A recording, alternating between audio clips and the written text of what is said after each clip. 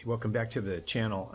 I'm still away from California, and this is not a build video, but if you've been following me for a while, it's my goal to show you as much of the process as possible. And so I just have a couple things to show you today. One of them is I wanted to show you the EAA's step-by-step certification guide, which I think is an extremely good value for what you get. And most of all, what's inside the book guides you step by step with a checklist where you check each box as you go along so you can't miss anything. There's a lot of really cool important tips and stuff like that in there as well, so I'm going to show that to you.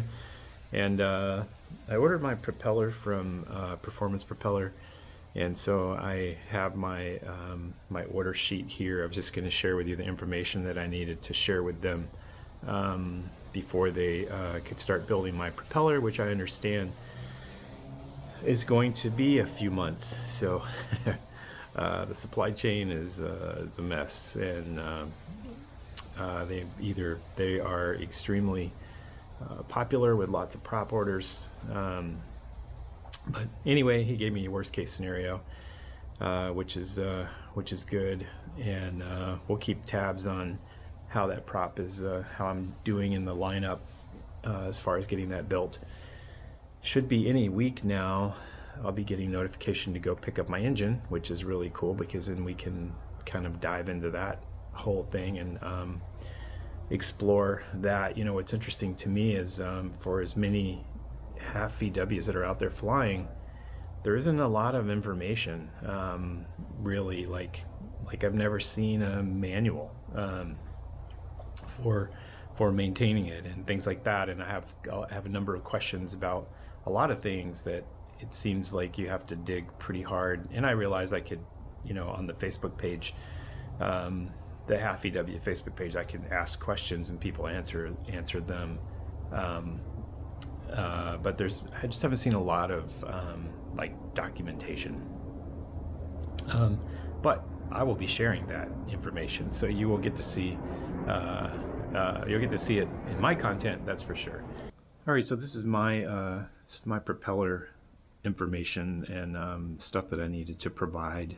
Obviously, it's two-bladed propeller, and it is for Minimax 1100R.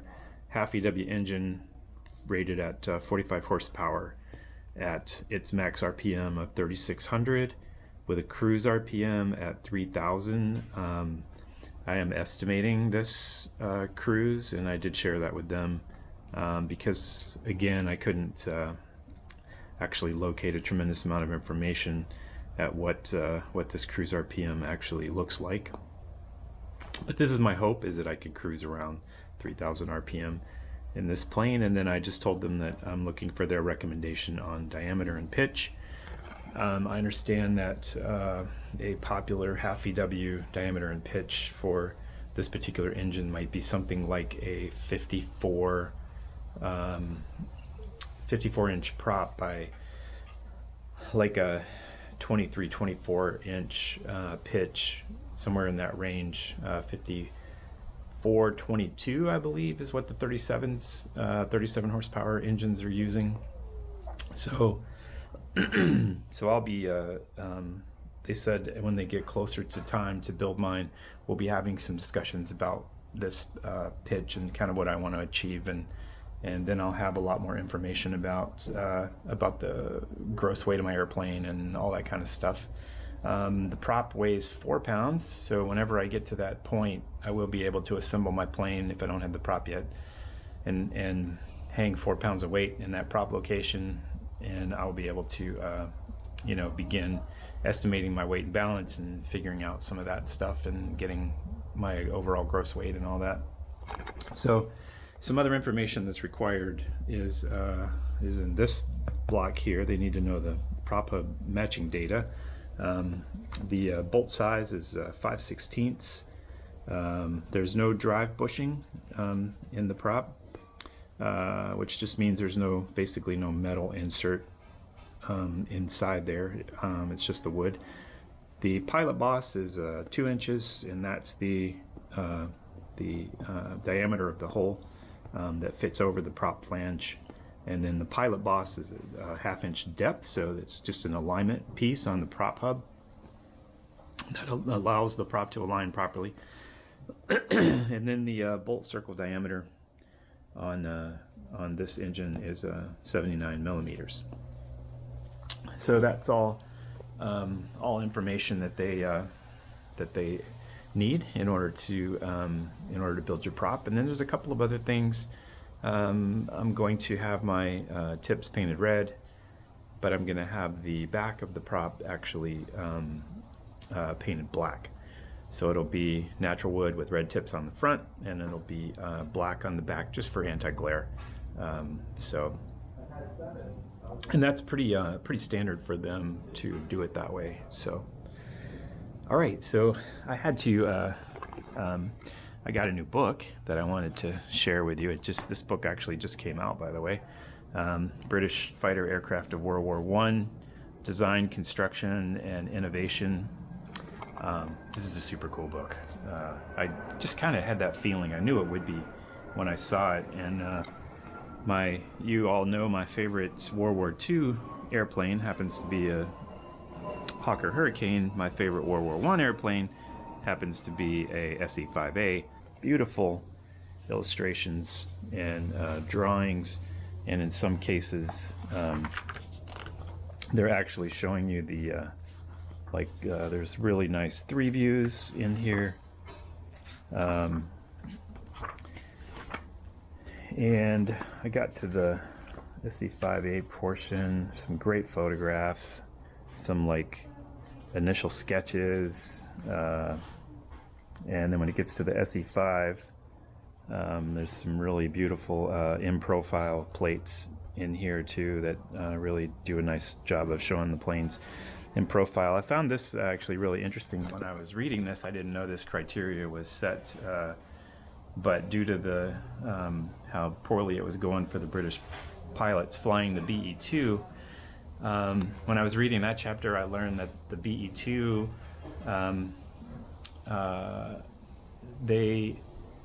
they basically said that there was no reason to go over 100 miles an hour because it was basically an observation airplane, and that there was no benefit in flying faster than that, which they quickly found out that that was a problem. So after the Fokkers were eating their lunch, so to speak, they came up with this set of criteria, which I found really interesting. Climb to 10,000 feet in 15 minutes, do at least 100 miles per hour at 10,000 feet, ceiling of no less than 18,000 feet, and having an endurance of 3 to 4 hours, and being able to fire straight ahead. The Eindecker at that time had that synchronized. The propeller and the gun were synchronized so that the pilot was looking straight down the barrel of the gun and basically pointing the plane where he wanted to shoot. So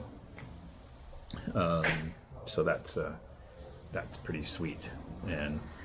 But initially the British didn't have that capability, so they said the criteria for the SE-5 was they needed to have that criteria and all that good stuff. So anyway, the drawings, the plates, the just exceptional book. If you're into British World War I aircraft, this is a phenomenal book that just came out. I got it on Amazon, and I'll put a link to it in the description, so you'll be able to see that down there. Okay, so on to the real reason why I started the video, was to share with you the manual that EAA provides for doing the certification. So, all right, so here's what you get when you purchase this, and I think this is such a bargain from the EAA for $19.99. You can get it off of their website. I'll link to that as well in the description down below. But you get the step-by-step certification guide book, and then what else comes in the kit is basically they give you some stickers for all the various functions in the airplane that you can use to mark your controls and stuff if you wish. They give you the proper size experimental letters in black. That comes in the package as well. And then they also give you a data plate that has the builder, the model, the serial number. I'll take that and have it engraved and attach that to the back by the tail of the airplane. Builder, the model number, the serial number. Probably add the date to that. And then there's a stack of documents, which I found to be really cool. There is included in this stack of documents is AC Form 8050-1, Form 8610-2, the Airman Certificate application, the aircraft bill of sale. If you buy the kit, you have to provide a bill of sale from Team Minimax, and that has to be also submitted. Affidavit of ownership. If you are building from plans, the bill of sale is not necessary. There's a block for filling out your weight and balance calculations, and these are all documents that your DAR are going to ask you for, and so everything is included here, so you can't miss anything. There's a condition inspection form, a program letter, fuel flow test, a document that kind of leads you through what the results of your fuel flow test is, and then there's a 813012 eligibility statement. I'm not really familiar yet with what that one is, and 8130-6 application for airworthiness certificate. And so all of those documents are included. This is the application for your airworthiness certificate, and weight and balance sheet, the affidavit for amateur built and other non-type certified aircraft, airman certificate, rating application, program letter is here, which just basically says, here's my plane, number of engines, model, serial number, number of seats, if you're built from plans, built from a kit, and then you just circle yes or no to make sure that you've accomplished all of these things. And that's all good. Fuel flow test results. Gravity fed system. As you can see on the document here, you need 150% of your takeoff consumption as part of your fuel flow. 125 for pump fed. So obviously it'd be great to accomplish the gravity fed in case of pump failure. So and then the bill of sale information is all included there. And then this is just information for the applicant, eligibility statement, all that stuff. So that's all in there, and then the book actually tells you what to do with all of that. So I just wanted to show you kind of what the layout of the book is.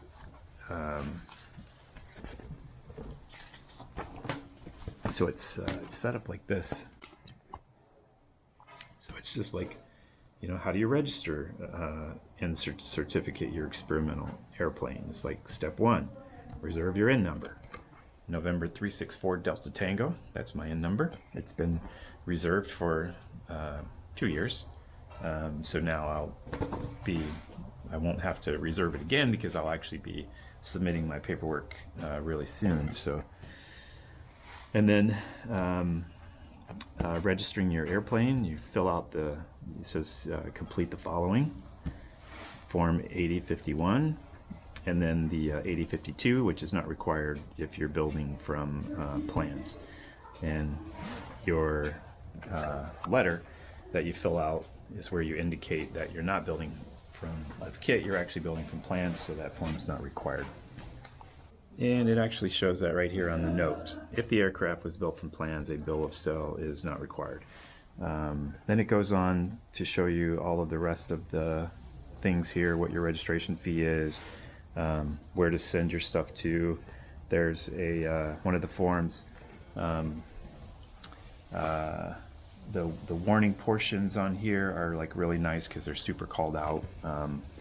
You know, if your maximum cruising speed exceeds 180 knots, you must use 12-inch numbers for your identification numbers rather than 3-inch numbers. It just gives you all the information that you need. Passenger warning placard if you have a passenger, not required if it's not necessary if it's single-seat aircraft. It talks about the information on the data plate, what you actually put on there. Stuff about the registration has to be in the aircraft, which we all know as pilots.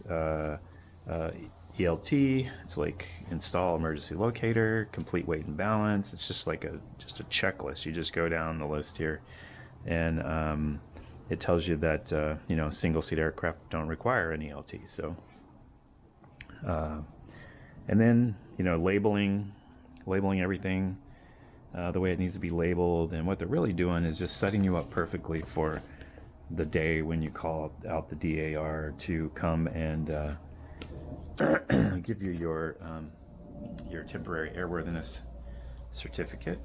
So then it gets into you know, first flight,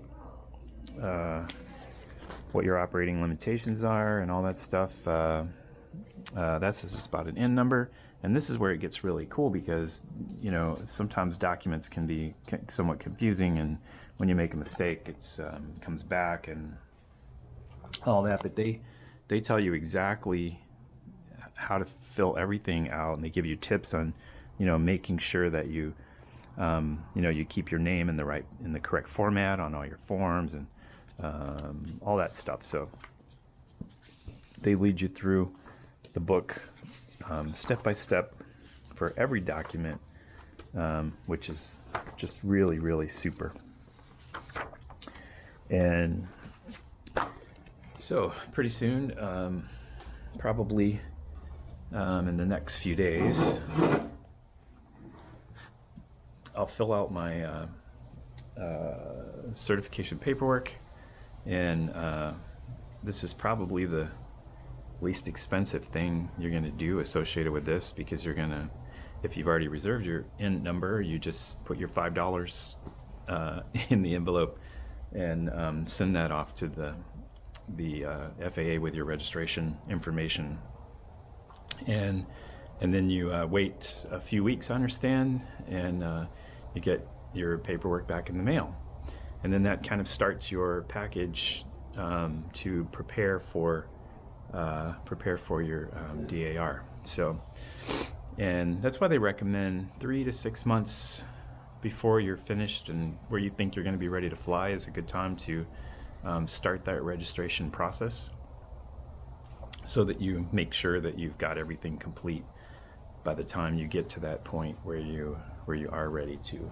fly. So anyway, I wanted to just share that with you. Highly recommend the book. Of course, you can do it without it. I love the checklist, the big blocks where you just fill them in, checked off, checked off, checked off, and then you know you haven't missed anything. The tips and hints and the make sures and don't misses are all called out in there, so that's super, super helpful. So anyway, we will be back in the shop next week and pick up where we left off and getting ready to cover that fuselage. I believe everything is the only thing I have left to do is I have to tap those 832, those two 832 holes for the windscreen where I couldn't locate a nut plate underneath there. And then everything else in the rear of the fuselage is just getting the seatbelt harness, just finish that up.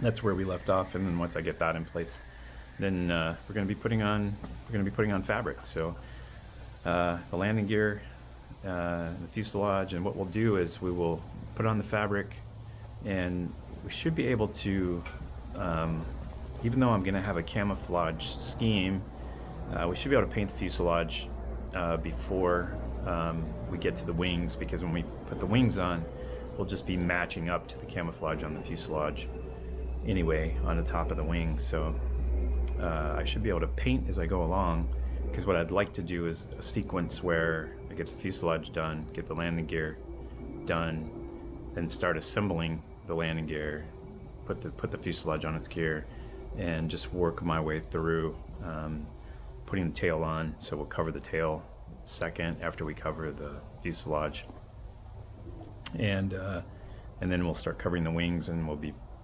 ready to assemble the whole airplane. So all right, I will see you in the shop soon, and as always, I'll catch you later.